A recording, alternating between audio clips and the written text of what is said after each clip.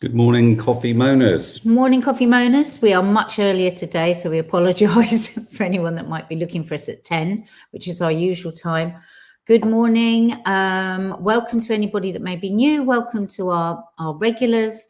This is a great community. We love to hear your comments on what we're talking about. You're safe with us for the next hour. Put on the kettle if you haven't already. Make yourself a nice coffee and sit and chat with us.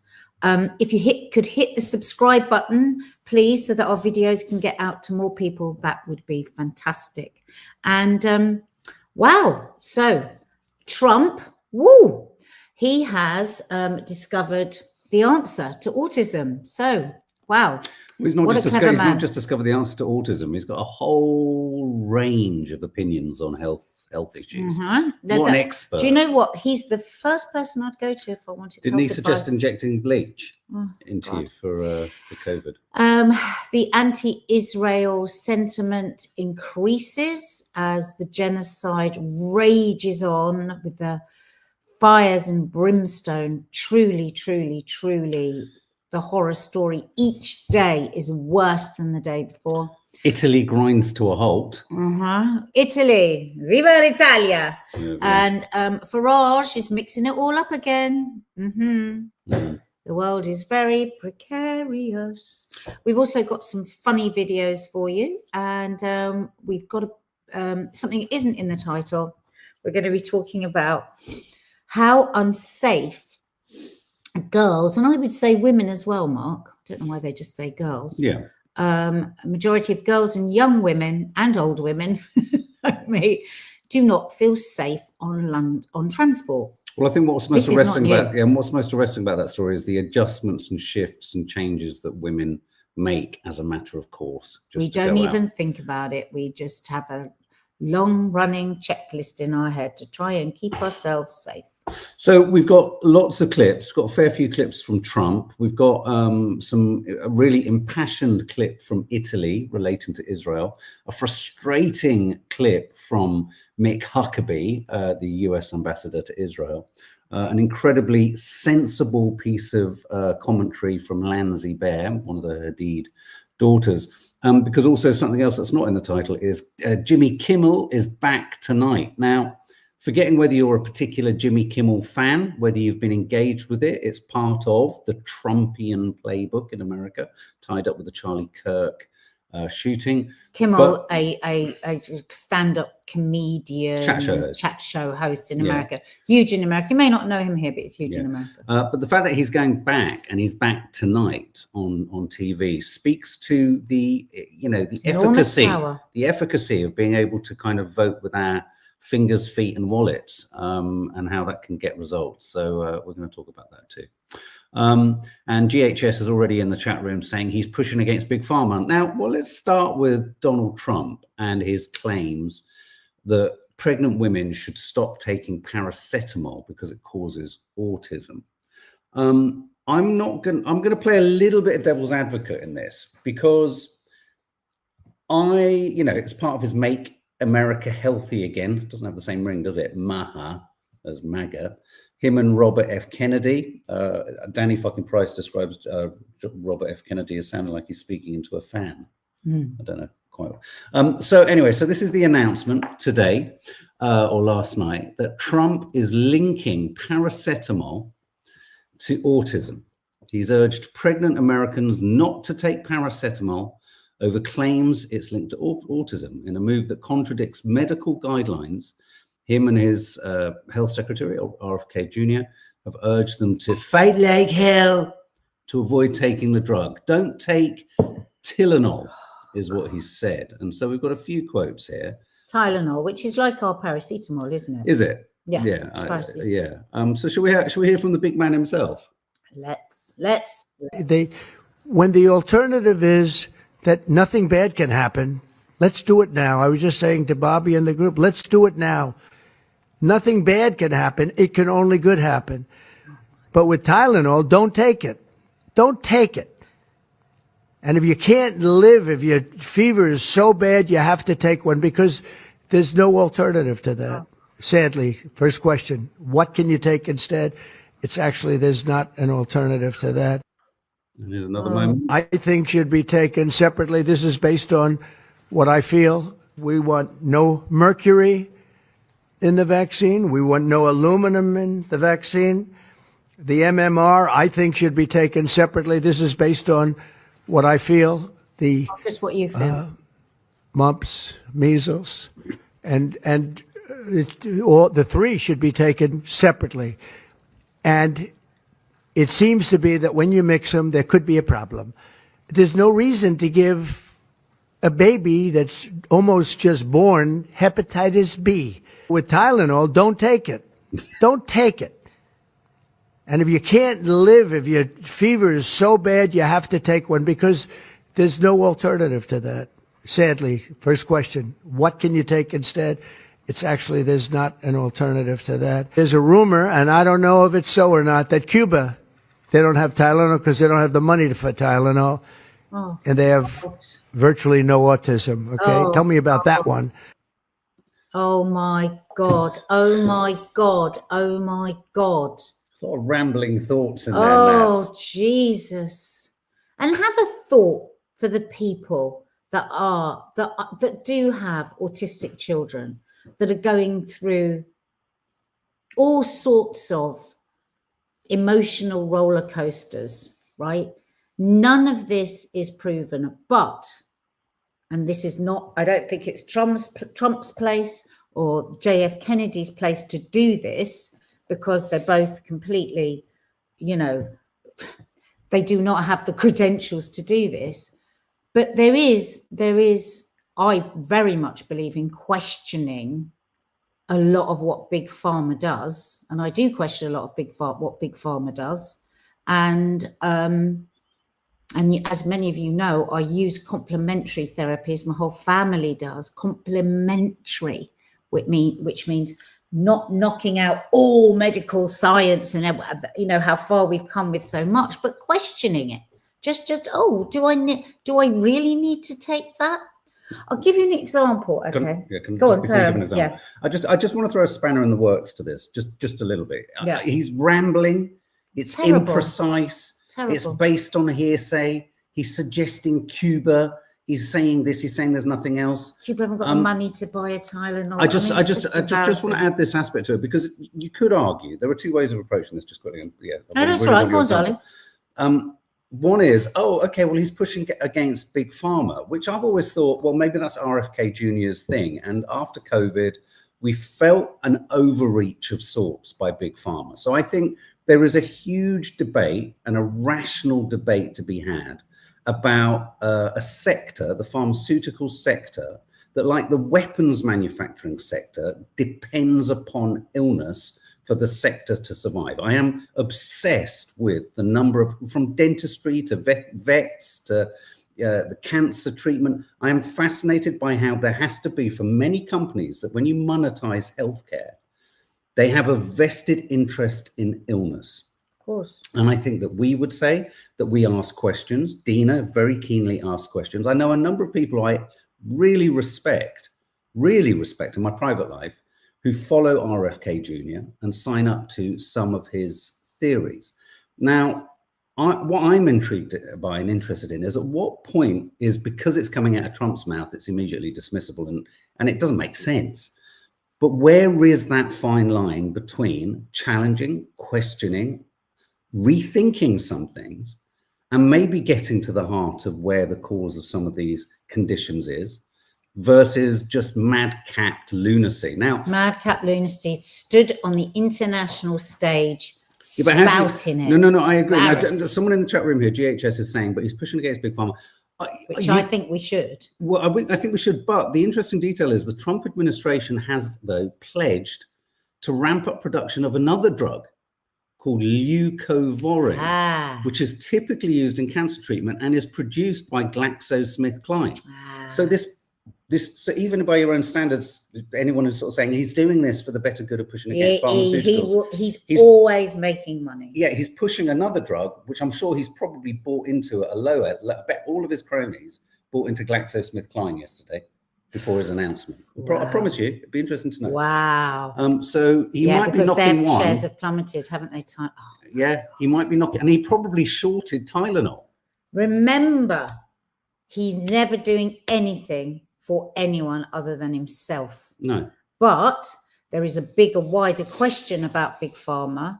And we have a situation at the moment with Mark's mum, who is, let's be honest, who is addicted to pharmaceutical drugs and who is paying a price for that. Yeah, I mean, Mum, you probably watch this. I mean, you would say that you have over the years been able to take an enormous quantity of drugs, pharmaceutical drugs, that has potentially kind of had an impact on your mobility and on your welfare. Now, you know, but then there are other questions, and I do think there are other questions. So, for example, I immediately get suspicious, and then I'll shut up. I immediately get suspicious that when someone asks a question about vaccines and the potentiality for connection with things like autism and other conditions, one isn't trying to make parents feel guilty, though you're absolutely right. A number of people are saying this kind of commentary will make parents feel even more guilty about their children if they've taken paracetamol. It's awful. But why is it that people get hysterical in a fanatical kind of... Because Big Pharma is the most it's probably even more powerful than APAC, which is quite saying something, isn't it? It is, yeah. And because, like, as I learn more, though I still know nothing about American politics and how controlling Big Pharma is, it is so shocking. And the amount of money and the damage they've done around the world, going into poorer countries, testing drugs on other countries that are desperate. I can't remember the documentary we saw, the opioid, the oxytocin, the Sackler family, the actual kind of encouragement of addiction. I mean, if you think about pharmaceuticals, there's no, often people say, well, why do drug dealers want to push you slightly stronger stuff if it's dangerous? They just want to increase dependency because then you buy more. It's the same thing. The idea of a drug pusher, just because you've got a pharmaceutical logo and it's all above board, theoretically, it can have the same effect. I mean, look at the disaster in America. I mean, what was that video we saw the other day? Oh my God, Pennsylvania. Oh my God. Oh my God. I thought it was a joke. I thought it was like a mini movie. This is footage of people just standing in queues, just like zombies. And lying on the floor, just absolutely out of it and hanging off railings. That, the pharmaceutical companies have an awful lot to answer for. And though nothing has been proven yet, I do know the state of Florida has taken Pfizer. The state of Florida is taking Pfizer to court over the vaccines. And we know a number of people that, I'm sorry, were totally healthy and then have had a terrible experience from the Pfizer vaccine. And last year, there was a court case with Pfizer around transmission. And they did actually, do you remember they were saying, everyone was saying young people have to get the vaccine so that you save your granddad, so that you can go clubbing, so that you can go on holiday, all of this. And then Pfizer in this court case, not the Florida one, because that hasn't come yet, said, oh yeah, no, we weren't sure whether it stopped transmission. Well, that isn't what it felt like. Felt like you were saying young people all had to take the vaccine so that they didn't kill their granny. Absolutely. So, I mean, as a family, we've always been very, very cautious around Big Pharma. Wherever I can, I use alternative remedies. But if I need a doctor, I'll go to a doctor. If I need to go to a hospital, I'll go to hospital. It's not about being rabid conspiracy theorist idiot. No, it's someone asking questions. If you're giving me this and I don't know what's in it and I'm going to take it, look at the tramadol. I mean, tramadol, I know somebody, they had an operation, they were given tramadol, and within 3 days, they were addicted to tramadol, and the doctor just kept giving it to them. Nikki Ball makes a good point. This is the point that really needs to be made. It's hardly an anti-Big Pharma stance when they're pushing another drug as treatment. Exactly. And as Mark says, let's just see whether it starts to come out of the woodwork that people in the government made a lot of money with. Well, we'll never find out. We'll never find out, but it's a good point. Can I ask another question? One of the things that I saw Robert RFK Jr. say yesterday, and I couldn't actually believe what I read, and apologies to anyone if this causes offense, but this is kind of a précis of what RFK Jr. Do you remember I read it to you last night? RFK Jr. said, we don't... this is so awful. I don't even know if you should say it. Well, no, but he was trying to he simplified the symptoms, if you like, of autism, reduced them down to really quite derogatory terms like, facing corners and just horrible things. But he said, we don't see evidence of autism in older people in the way that we do in younger people. Now, the way he said it and what he said was awful. Yeah, he said, I don't see 70-year-olds doing X, Y, five horrible things about so-called diagnostic symptoms. Derogatory sort of throwaway terms. And then I started to pause and think, well, actually, I can think of quite a few older people I know who demonstrate quite a few of the kind of symptoms of things like Asperger's, autistic traits and what have you. But is there a sense, and it's all right to ask this, I think. Yes. Is there a sense that autism is on the increase? Yes, I think it's really good to ask that. And it's really good to question everything, isn't it? But to come out and make a sweeping statement like that and leave people absolutely, because you are allowed. I mean, I was definitely told at one point to take paracetamol by my doctor when I was pregnant. And I did take paracetamol, not a lot, but a couple of times because I was suffering with terrible headaches. And, if one of our children was autistic, imagine how I'd be feeling. So that's all I thought today. I thought, think of all the mums that did take paracetamol and have an autistic child, what they're thinking today. And this is not based on comprehensive research, is it? That's interesting. Look at this. Awful. These are really good comments. Thanks, guys. As ever, you make this chat. Victoria Moore, older people mask more because socially it wasn't accepted. That's as what much I said to also. That's what when we were chatting about this last night, Victoria, I was saying people pretended, people were hidden away. We just have more awareness, and that's a good thing, right? Sarah D, funny that because my 76-year-old father-in-law is definitely undiagnosed autistic. Yeah. So people were called horrible, unfriendly, there was like, socially whatever, and so, yeah, exactly. Rebecca, better screening processes.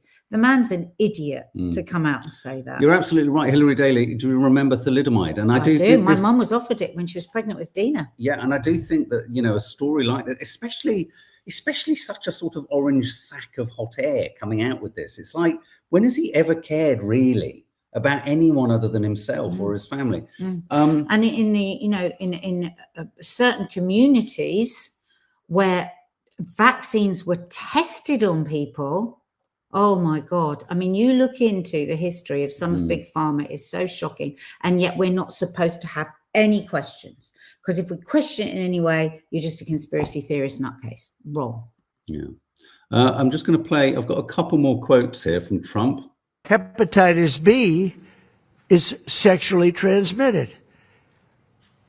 There's no reason to give a baby that's almost just born hepatitis B. So I would say wait till the baby is 12 years old and formed and take hepatitis B. And I think if you do those things, it's going to be a whole different, it's going to be a revolution in a positive sense. It's going to be a revolution, hang on, in a positive sense. Oh my God. Most revolutions are quite positive for those who are revolting. So first of all, I don't know about this hepatitis B as soon as a baby's born. I know in America, the amount of vaccines that a child has before they're one is shocking. Can I ask? Absolutely shocking. I mean, am I right? But is hepatitis B only sexually transmitted? But your parents can have transmitted it and you can have been born with it. Yeah, no, but is it only sexually transmitted? I don't know. Well, like if you have herpes, or HIV, or. I mean, I'm of the opinion that if you overwhelm a child's body with countless vaccines, it's not about not having vaccines or having vaccines. I do think there is a strong argument for kind of graduating the application of vaccines on children, because it's an awful lot, and we haven't, whilst The other problem with a lot of the research and a lot of the science that is conducted around these things, we've talked about it before around vets. So for example, let me just go on a diversion for a moment with pet food. Vets are given virtually no training on nutrition and food for dogs. They're given 2 days on a great long, you know, often they train for 3 to 7 years. Those training days, for nutritional training days on a veterinary degree, you're not going to believe this, but we did a documentary about it years ago, are often sponsored and paid for by companies that manufacture food. And the amount of training that they get lasts 1 day. 2 days maximum. 2 days. Now listen to this. The kind of food many dog manufacturers or food manufacturers create is dry food, kibble and all this kind of stuff, which drains and damages kidneys, organs, is really quite stressful for a dog. So you've got things like dogs having diabetes where they shouldn't. Honestly, Mark made a documentary. And then and it was we had a number of vets also saying, and this obviously has a knock-on effect of meaning that dogs come into vets more, vets get paid more, and they get treatment more medicine sold, and different types of food are then sold to pet owners for dogs that are ill. Whereas actually what we were talking about was things like, and you've got to be careful with raw food. It's not just a case of just raw food. You've got to be careful with that too. But, you know, we were looking at more natural forms of food for dogs.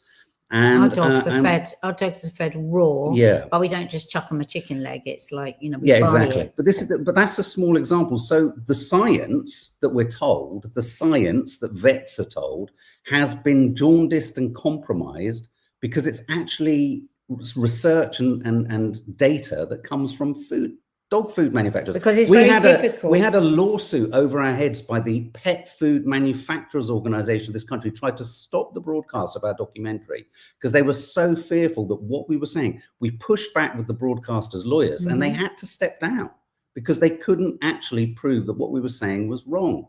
Can you put that up? Channel, yeah, we probably can. Yeah, I think the rights have pivoted back to us. It's a really interesting. story. It's a really good example. And interestingly, on that note, as an example, Jennifer Aniston, curious diversion, her dog is fed a raw or kind of, it's not a dry kibble diet, and dogs will live for an extra 2 to 3 years if they're not fed the diet, that dry food diet. So bear that in mind. And I just think once you know that, you think, well, the same is probably the.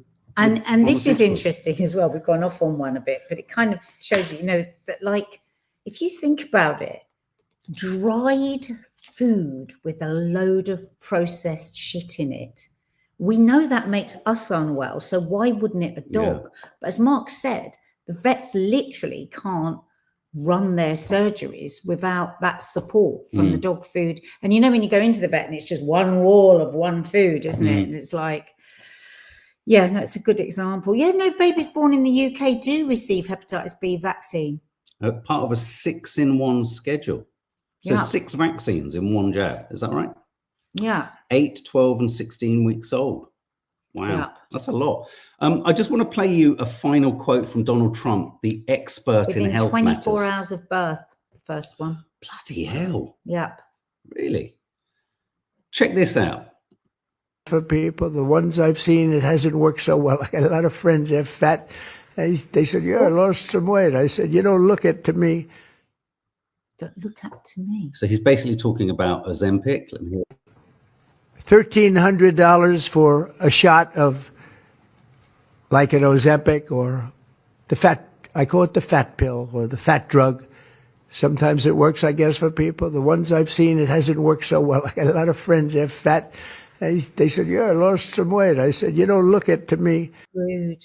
He's so rude. So that's the same man who would care about vaccines. Now, first of all, I think everyone should make their own choices about how they lose weight. I am not one of these that says nobody should take Ozempic. But I'm suspicious of that because if, people like, if you are on your way to diabetes, my dad has diabetes, it is a fucking nightmare having diabetes. Anyone with diabetes here, my heart goes out to you. I see how tough it is. And if there is a drug that is going to help you lose that weight very quickly when you're just about to step into diabetes, which then means you're going to need medication for the rest of your life. Could there be anything there? Could there be, if they're like, well, they might go on Ozempic here for a few months, lose that weight, then they swerve diabetes, and then do we lose them as a customer for the rest of their lives? Because that's what Ozempic is supposed to do. It's, you know, these fat loss drugs is supposed to do. It's supposed to help people avoid heart attacks. You know, if your blood pressure is really high and you find it really hard to lose weight, you know, and also, you know, or if you're on your way to diabetes, this is why I think they have a real place. And so I find that very interesting. He's going anti-fat loss drugs. I am sort of shifting on my theories on weight loss drugs, but how do we square the fact that as an industry, it needs ill people? Well, exactly. It needs people to be dying and ill. I mean, let's just pause and just think of, say, people who get, you know, breast scanning machines. Whoever manufactures them needs people to be breast scanned. So, and it's not that these things aren't right and aren't necessarily the correct things to use, but as soon as you monetize it to such a high level, with multi-conglomerate corporations kind of driving the kind of sales, at what point is needing ill people more of a kind of motivator to the company than curing people? It's such a difficult industry, and it's like arms dealing. I mean, that's a similar thing. Well, listen, don't let anyone tell us we can't ask questions.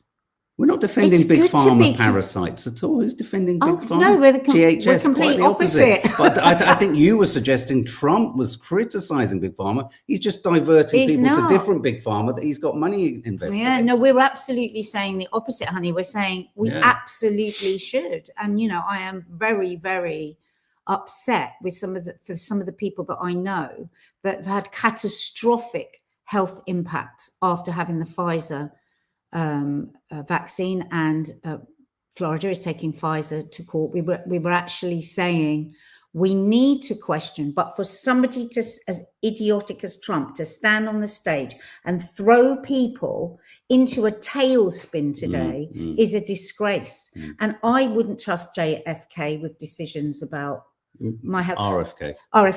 You know, I mean, of course, the health minister here is not going to be a doctor or a scientist. You're taking advice from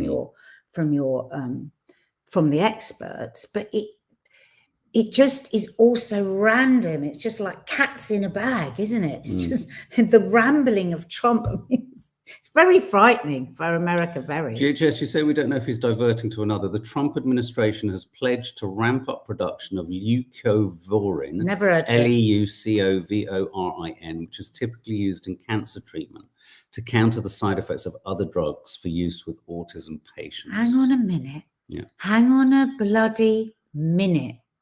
What the hell?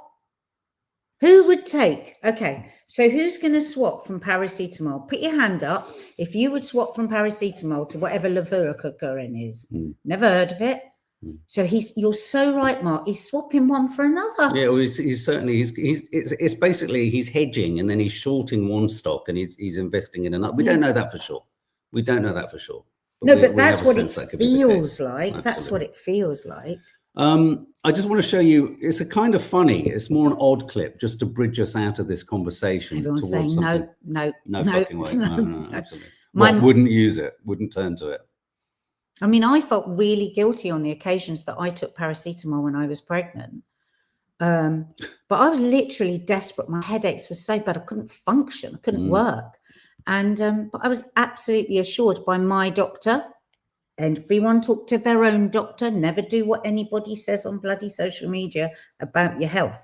But Jesus Christ, I would be beside myself today, even though I know he's an idiot.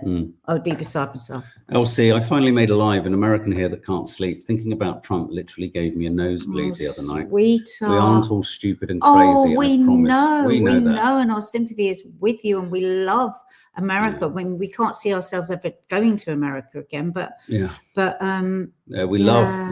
We're so sorry. It's so fucking hard, isn't it?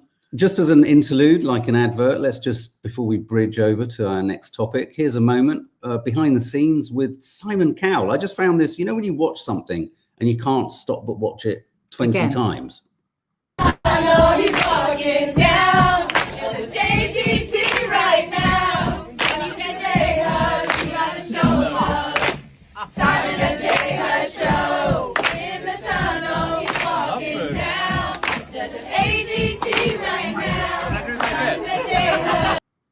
a cappella. Just who claps like that? No, I think he was doing a heart. I Was can he? never do that social media heart. Oh, I've done it. Was it? Yeah. Just such a. Don't know. I found He's myself. become so bloody strange. Sorry. Was he always that strange? And I didn't notice. Very odd. Does anyone else think he's got Very odd. very What's wrong with his wrists? very Look, Zoe. He's so weird. It's. What about that clip we've got of him Lost that a we lot of played weight. years ago where he goes under the Oh my table? God, Nanny Di would impersonate him. Oh, She it was so My mum funny. would say, do a Simon Cowell, and she would just collapse under We the should table. try Do you and remember? find that clip. That was so. Oh my God. But he's Elliot gone Gonzalez, is that weird. his first time ever? Should we just see it once more? No, I can't see it again. I became obsessed. I'll never unsee it. No. Okay, all right. Okay. So strange. It wasn't that strange, was he? What happened to him? Do you think it's since he broke his back? GHS says it's since he's broke his back. I mean, Clever Trevor felt all warm inside watching that. Did you? Oh, did that's nice. you? Why is he always sucking a sweet? Says Lucy May. Yeah, I suppose it's perspective. I mean, Yeah. it's like, Do you need I thought like it- a seal? I'm going to be honest, Mark. Yeah. When he was sort of start walking and he was clapping, I think he looked quite sweet and a bit shy. Yeah, And he was trying to join in. I don't know why is I odd. had to keep watching it, but all I know is that after the fourth time, I thought maybe I should share this with the team. Laura Lou, it's time he took away his fillers. Of course, we do not know if We he's don't had know, fillers. we don't know. We do not know if he's ever had any cosmetic surgery whatsoever. Not at all. Not at all. Okay. It's neither been confirmed nor denied. No. But yeah, it was We an don't. interesting We one. just don't know. Okay, disruption across Italy as Wow. tens of thousands protest against the Gaza war. Schools, Can we have as many Viva Italias written in the comments, please? Viva Italia, Viva Italia. The only That's what thing- the whole world should be doing. The only thing I would say about this story, which is vaguely frustrating, is places like the Daily Mail and the Telegraph are simply describing it as pro-Palestine violence. Violence, disgusting. Spreads across Europe as Oh. leaders gather. So this is all a right-wing attempt to scupper the fact that France now has also recognised a Palestinian state. We now have No, but also, Mike, if I can just Yeah. interject, it is about constantly backing up the idea that Palestinians, that Arabs, that you must always be frightened of them, that there is always terror involved. Never mind, can there be anything that is more terrifying, inciting terror, than a bloody genocide? You know, it just makes me so fucking cross. We were called hate marches for a year and a half. I never saw any hate. I've been on a lot of the marches.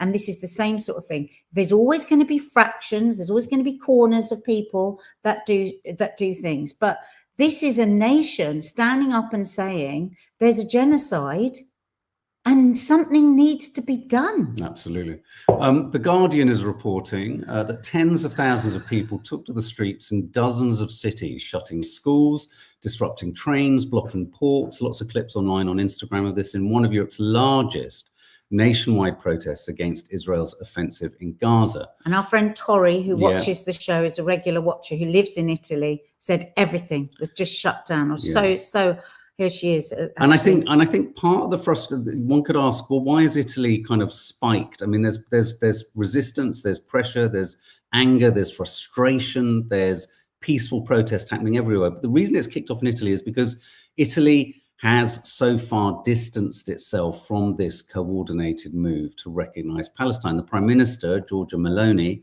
has said it could be counterproductive to recognize the state of Palestine before it's established. If something, she says, quote, if something that doesn't exist is recognized on paper, the problem could appear to be solved when it isn't.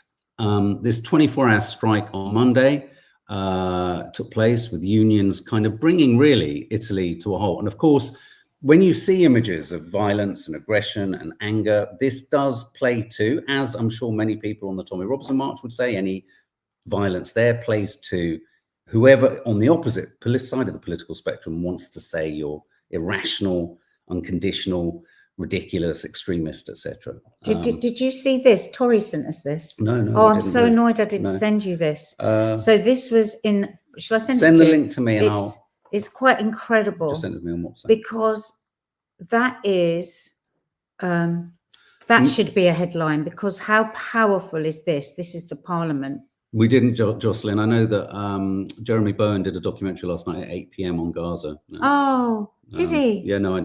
We were doing the live last night, weren't we? We We sent did. it through. Send it again. Yeah, sorry guys. Sorry everyone. So in terms of the aggression, in terms. Oh shit! I keep sending it to myself. Okay, so on this, I just Mark. want to. Can you carry that then? Mm-hmm. So yeah. So this is our friend Tori said yesterday. We got a living in Italy. She said absolutely everything, and I was a bit behind the story with this. I didn't know this was going on. And I actually felt like so overwhelmed with the idea of it, that schools, that everything, as Mark said, all closed down. I thought, what is wrong with the rest of us? I was listening to the newsagent. No, it's not the newsagents. What's it called? Yeah, newsagents this morning. And they're talking about the whole thing about Palestine and Israel. They're talking about Keir's naming as a Palestinian state. And they could not say the word genocide. I had to send them a message. Just try it in your mouth. Just say it. They refer to October the 7th, horrendous events. They said that. And October the 7th was a horrendous event. But if you call them horrendous events on the 7th of October, and now we have the definition from the United Nations. Why is nobody still saying it? So when Tori sent us this yesterday, I had to have a little cry because I felt like validated. Because sometimes I feel like I'm going mad. It's me that's going mad. No, you're not. I thought, wow, just the goosebumps of it. You're a humanitarian. We're humans. We're sane, and the rest of the world. Well, not the rest of the world. These pockets of colonialist. Western political governing classes that have a vested interest in this prejudice, they're the ones who are insane. La bandiera non la esponiamo, altrimenti ce la strappereste via. Oggi la indossiamo sulla nostra pelle, perché questa non è più solo la bandiera della Palestina. Questa è la bandiera di chi lotta per l'umanità. E voi siete colpevoli di aver saputo, di aver taciuto, di aver voltato lo sguardo dall'altra parte mentre un popolo veniva sterminato. Voi siete colpevoli di aver stretto la mano sporca di sangue di Netanyahu, di aver sostenuto politicamente ed economicamente chi sta compiendo il più grande sterminio di questo inizio secolo. E siete colpevoli, e lo sarete per sempre, di non... Bravo. Bravo. They will go down in the history books for that. They will go down in the history books for that. And listening to the news agents this morning talking about how Netanyahu threatened the UK for Keir Starmer righting the wrong that the British had actually caused in 1948. And as the ambassadors, Palestinian ambassador said, this isn't about recognizing the state of Palestine. Palestine's always been there. It's about recognizing your complete denial of us. And you know, and what is the foreign minister of Israel now was holding talks with Farage. So Israel are really cross. But what the foreign minister or the foreign secretary, whatever they call him in Israel, rather than kind of protesting his frustration with Starmer, he has contacted Farage and Kemi Badenoch direct. And the thing about that's really sinister and really frustrating and really quite depressing for anyone living in the UK, and I'll say it again as I said it to our friend the other day on that chat we did. What we have in this Labour government as ineffective, insufficient, disappointing, and just kind of criminal and complicit as it's been is, I hate to say it, everyone, the best it's going to get for a very, very long time. We have been so outspoken in our criticism of Starmer and Lammy, and we will continue to be absolutely outraged and appalled by the degree to which they've allowed this to carry on, that they have now recognized a Palestinian state. They still have spy planes flying over Israel. They are still sending these parts into the pot for F-35s. Linda Stevenson, Yvette Cooper at the UN describing the genocide in Gaza, but not using the word. Maybe she needs help. Genocide. And she's even saying it at the UN, where they said it's a genocide. Have some respect. So despite all of that, and despite the fact that this is as disappointing as what that approach by the Israeli foreign minister tells you is everything you need to know. The new government in this country will be a reform and conservative alliance, whether we like it or not. And they are steadfastly supportive of Israel. And I would go so far as to say they will probably unrecognize a state of Palestine. In our thousands, in our millions, we are all Palestinians, and Netanyahu has his eye on us. And as Emily Maitlis said this morning, she said, it is so shocking what they have done, talking to Farage and Kemi Batencott. She said it reminds her of what he did in Iran, where he made an address to the Iranian people over the head of the Iranian leaders. You know, the Iranian people, we are going to do this, we're going to do it. It's kind of, Emily Maitland said, it's kind of a similar thing that they're doing by talking to the opposition. It's worse than that. It's worse than that. The American elections and the British elections, and have you remembered the amount of outrage always expressed at foreign interference, Russia, China. Hang on a minute. At least the Russians and Chinese try to hide that interference. This is in front of us. This is Israel just picking up the phone and going, all right, we'll talk to you. I mean, Keir Starmer's been told by Daddy Netanyahu, wait till I get back from America, and then I'm going to tell you what's going to happen. Exactly. If you want rogue state, pariah state interference in electoral campaigns in this country, just look to the phone fucking history of all of the Israeli government. It's outrageous. It's in plain sight. Outrageous. There's no hidden thing here. Now, connecting this up, I want to talk briefly about Jimmy Kimmel before we go to the story about young women having to make vast changes and adjustments to just being able to step out the fucking door. Jimmy Kimmel's back on TV tonight on ABC. A lot of people are putting this down to the fact that that in their millions, people were unsubscribing and stopping their subscriptions to Disney Plus. So it was felt that suddenly Disney was in the crosshairs of all of its punters going, put him back on screen. 4.5 billion? Yeah, they lost 4.5 billion in their market capitalization on the stock market. That's debatable, but they were losing a lot of subscribers, and it was hitting them and it was hurting them. And I just want to play you this clip by Lanzi Bear because it connects back up to Palestine. And Lanzi Bear is one of the Hadid daughters. Gigi Hadid's, Bella Hadid's sister. Yeah. I just want to play this because it's... And she also runs Watermelon Productions that makes a lot of their father's Palestinian. Yeah. I saw this headline and honestly, I'm not excited. I'm pissed. Do we not realize how much power we have? Are you guys just realizing we can be doing this for Palestine? Italy just shut down their entire country with a strike. That's real power. And we've been screaming it for years. Boycotts work, strikes work. Money is the pressure point. BDS helped take down South African apartheid, and the Palestinian BDS movement has been around for decades. Please stop acting helpless. I hope you can see it. The truth is, we can change the lives of millions if we actually stood up and did something. We spent the time boycotting for one rich celebrity, and we could do it and save millions of people. Boycott, strike, divest. Freedom isn't gifted by the powerful. It's taken back by the people.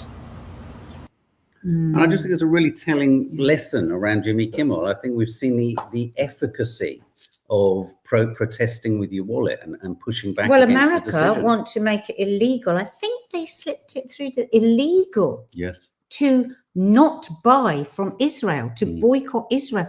Illegal. So your choice of where you spend your money, they want to control that. That is quite something, isn't it? Which also shows how powerful the boycott movement is. Absolutely, absolutely. Shall we have a couple of funnies and then move on to our final topic? Yeah? This is just kind of just joyful. This is just, I don't know. This is the monks. This is the monks. Check out the monks monkeying around.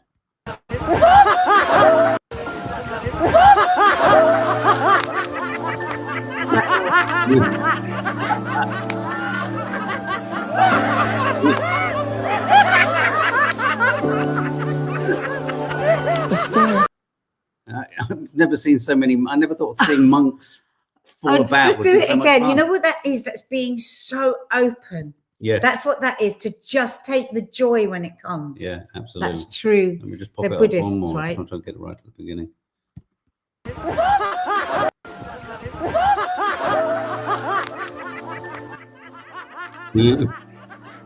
Look at them all just falling all over themselves. That's just Is so that much. very Buddhist like that nobody goes and helps him? Well, he kind of threw himself in, didn't he? Oh, that was hilarious. I love that. Love the co-op right now, says Tanya Bartlett, not supplying any products from Israel. We'll play one more funny and then we'll move on. And I want to talk about love. Because in love just keeps on expanding forever. First of all, you think love can only be like this big. It just can keep on expanding. I think somebody asked me this once. I love you too much, and I said there's no such thing as loving too much. So if you want to, you can tell anybody you love how much you love them, and that's why you're supposed to do it. If you love somebody, you just tell them, and that love will just keep on expanding from this to this to this to this to this to this to bigger, because an hour like this big, even though you can't see it. I'm talking about this big. That's how much you can love somebody. And if you do that, people just would love you. And if you want to, you could tell them that you love them. Bye. Oh, bless. And I love the way it's like a new word as well, expanding. I know. And he likes the sound of it. And But he the doesn't feel of it. overuse it in the way that other toddler does, you know, Trump, when he gets a new word. No, but he's enjoying it. Yeah. He's understanding it. He's and he's wanting wise. to use it. He's just Pudge. I should have told you we were going to save that for last, so people were left with love. That's right. Okay, so this story we want to talk about. Majority in the Guardian. Majority of girls and young women in the UK alter their behaviour to feel safe. Now, as parents, obviously, of daughters, and a husband of a wife, and the son of a mother who was an ardent revolutionary feminist. This is quite disconcerting, but not surprising. Girl Guiding survey reveals rising fears of harassment, with many young women and young girls avoiding public transport or changing what they wear. 2/3 of girls and young women have changed their everyday behavior to try to stay safe, with 31%, a third, avoiding taking public transport alone. The research also found that 56% of girls and young women in the UK said they feel unsafe traveling by themselves, which is up from 45% in 2022. Girl Guiding's annual Girls Attitude Survey found that 86% of respondents have avoided going out after dark to stay safe, with girls of colour even less likely to step out. I'll just give you final statistics here. Overall, 68% said they changed their everyday behaviour to avoid being sexually harassed, with 1 in 3 altering what they wear. More than a quarter of the 2,500 respondents said they'd avoided places where they used to socialise, and 1 in 10 changed where they exercise. Absolutely. Our daughters used to run, they don't run anymore. Yeah. Does this speak to anyone else's truths? I mean, it's just... Well, what does it speak? What does it, as a man, because I think as women, we talk about this all the time. So, and what do we say? We are sick and tired. We are really tired. There's nothing else. We have to take all the responsibility. We have to check what we're wearing. We have to check what time we're going out. We have to check how we're getting back. We have to be armed in every way, mentally, for whatever can come at us. We have to fight it out on our own. 9 times out of 10, if you're in trouble on a bus, on a tube, on a train, no fucker, no man is going to stand up and help you. That's why when I see the videos of somebody doing that, I literally bawl my eyes out, because it's so fucking rare to hear of that. So as a man, what do you think and what do you feel about that? Okay, well, as a man, as a dad, as a husband, as a son, I feel fear and worry for those I love. I then think about the many different ways in which I help in all of these things, i.e., whether it be a lift, whether it be helping with book an Uber, whether it be going out and literally seeing So kids changing into everything, cars, changing everything. asking the girls what the nature of their journey is, We spend a keeping fortune on keeping across them on various kind of, they know, devices that says, oh, where are they at this time? And so I realized that, and in a weird way, so I feel the fear. So what do I first feel? I feel fear. Yeah. I then also feel a really Powerless. Powerless, but then I feel even worse than that. Because of our experience of what it's like navigating life around, say, an addict, the more you pander to an addict or a narcissist or someone who's behaving badly's behavior, the more you kind of support it and enable it and sort of make your own choices and cut off your own options to make it more tolerable, the worse the actual original problem becomes. So when I see these statistics, I think it's going to be even worse than this in 2 years' time. This is all since Sarah Everard. What do you think men can do? I'm putting you on the spot. And you are a good man. You're one of the good men. You would stand up. But what do men need to do? Well, if you had a son, what would you be saying to him? Well, if I had a son, what would I say to him? I mean, it's so hard. Depends on the type of son. But let's assume the son is kind of open and rational. I would be, well, once again, if I was to say to my son, make sure you walk this person home or take this person, make sure you are aware and you are mindful, because I think this does happen in friendship groups and well-meaning male friendship groups. Lots of boys will just be like, oh, you're leaving now, and they'll head off, and they won't think to say, shall I walk you to, shall I help you with this? That doesn't change the problem. The mother of the sons then worries about the son walking then home alone. Yeah. So I think you have to challenge it when you see it. So if I was to see something on a tube, if I see someone making a woman feel uncomfortable, you have to call it out. And what comes with that is huge risk. It's like, especially in London, you don't know whether someone's going to pull a knife, you don't know if someone's going to attack you, you don't know if there's a mental health contingent to it, where any rational debate, it's not about a rational thing being said, irrationality kicks in quickly. And I do think that's the problem. I think, though I get angry with men when they don't stand up, I think they are just as frightened. That's what I would say. And I think some of them are just bastards that don't give a shit. But what I would say is, this is a long game, and this is what none of us ever want. Do we want a quick fix? And the long game is that men on a daily basis have to challenge the microaggressions that are said around them so that it becomes unacceptable in society. So, you're in an office and somebody says something derogatory about a girl that might be working in the office, and you're a man and you don't like what he said. But you kind of like half smile along because it's a bit awkward, right? Yeah. So that you don't have to challenge them if you don't want to, but just don't smile. Don't get involved. Let them feel uncomfortable, that this is an uncomfortable thing. Think of that could be your daughter, your mum. Well, I have said that to someone I worked with. Aunt. I said exactly that. When they were pointing at a woman I said, that could be my daughter. That's the age of my daughter. And he immediately was sort of like silenced. And that's and it doesn't have to be aggressive. I saw a video the other day, probably many of you saw it, because when men do stand in, it becomes a viral thing. And there was this guy, and he was drunk, and he was harassing these two girls, and they'd said they did not want to know. And they were like, and then these other two guys came up. Oh my God, they were so amazing. They were like, leave it, mate, leave it. They don't want to, I'm only wanting to be friendly. No, but they don't want it, mate. And he didn't touch him. He was like this, and he turned around so that the girls could go behind him and go down the other end of the carriage. And his other mate stood back, ready to support. It was perfection. Now, it's still dangerous. It's still dangerous because you don't know what somebody's got.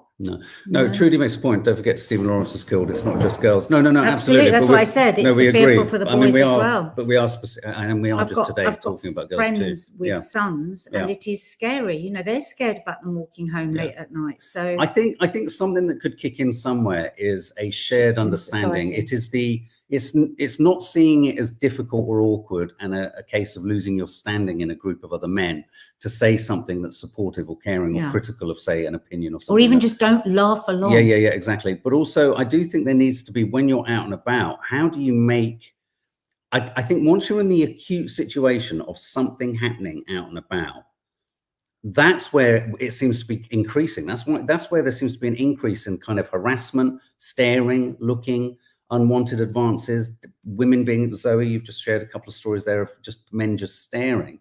It's very hard. How do you as a man cut across a man staring at someone if all and what they're doing is staring, but that woman feels uncomfortable, and you're unaware necessarily that the woman's feeling that uncomfortable because it's not overt. I mean, one of the things in London as well, everyday life, is everyone's kind of got their heads down anyway. Everyone's not wanting to gain eye contact, so you don't necessarily see everything until it's got a bit further progressed. You know what I would do is, if I was across the way and say there was a girl being hassled, a thing, I would go over to her and I'd go, "Oh, hi, how you doing?" But you see, as a woman, she won't be threatened by that. If I did that, she'd think I was one of the problems. No. If you were a man as well, you can go, "Hi." She's going to pick up that you've spotted something. Yeah. She's going to pick up. But I think we're always talking about the firefighting situation, when what we need to be talking about is thinking of the long game and changing our society so that it becomes as unacceptable as picking up a cigarette and smoking it in somebody's house, and you have to go outside. That took a long while. So we have to do that. And if I had a son, I would be having that conversation with them all the time. I'd be saying, "Look, listen, I know it's difficult, and they're going to say things that are you're going to be with boys, and they're going to say disgusting things. Just think of that's your sister they're talking about. Think of that they're talking about me, your mum, like that. If you put that in your head, it will become unacceptable for you to accept that going into your psyche. I mean, I think you're right, and I think there are only a limited number of things you can do in the acute situation. I mean, one of the things I can't remember where it was or when it was definitely on a tube. I remember the phrase I would try and use is everything okay? And then that's a suggestion to a woman that actually you're sensing that maybe things aren't. Is everything okay? Because, believe me, when you hear what my girls come back and say men do when they're not genuinely interested in your cat, "Oh, what are you up to? How you doing? Where you go?" It's so fucking disgusting. My problem is, and I'm not recommending this as a literal thing, I do just want to go out in a suit of armor and guard everywhere. I just want to guard everywhere. It drives me mad. I want an army of aunties. I've got this idea, an army of aunties that travel on trains and tubes, like the old guardian angels. Guardian angels. But an army of aunties and grannies that go out and go, "What? Excuse me." I do think that's my girl. I think something like the guardian angels needs to come back. I remember when they landed on the tubes. I don't know what happens then. Yeah. Right. So we have a funny from funny? One of the old. I think it's from one of the old Yorkshire, Educating Yorkshire, that series. Anyway, It's an old one, but I love it. Last few days when you've kept saying, "Clark, stop this, stop that, stop the other," I've just gotten fed up of it. It would be very nice, Mr. Drew, if you could just leave me alone, if that's okay with you. No, it's not okay with me.